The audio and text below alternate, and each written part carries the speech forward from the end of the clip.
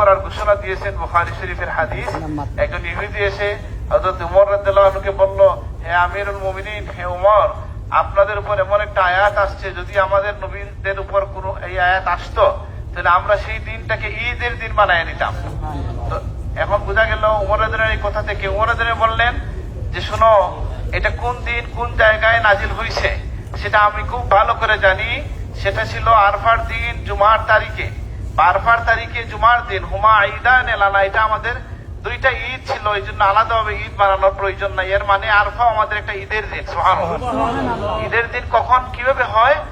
ঈদের দিন হচ্ছে মুমিন সেদিনই খুশি হয় যেদিন আল্লাহ তাকে মাফ করে দেন। যেমনটা রমজানের পরে আমরা যখন মাফের ঘোষণা পাই আমরা ঈদ পালন করি, আলহামদুলিল্লাহ।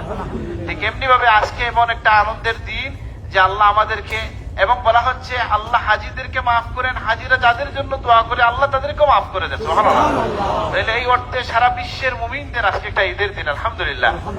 সুতরাং আমরা আল্লাহর উপরই ভরসা রাখি যে আল্লাহ আমাদের সবাইকে মাফ করে দিচ্ছেন ইনশাআল্লাহ। এবং আমরা কালকে আমি বলেছি, সুফিয়ান আস-সাউরি রাহিমাহুল্লাহ বলছেন, আজকের দিনের সবচেয়ে হতভাগা সেই যে মনে করবে যে আমাকে মাফ করা হয় না। সবাই ইয়াকিন রাখবে যে আল্লাহ আমাদেরকে মাফ করে দিয়েছেন। তো আমি সংক্ষিপ্ত দোয়া করতে চাই। আরফার দিনের দোয়ার একটা আদব করা হচ্ছে দাঁড়িয়ে দোয়া। আমি চাই সবাই দাঁড়ায় যাবেন। আল্লাহুম্মা আমিন।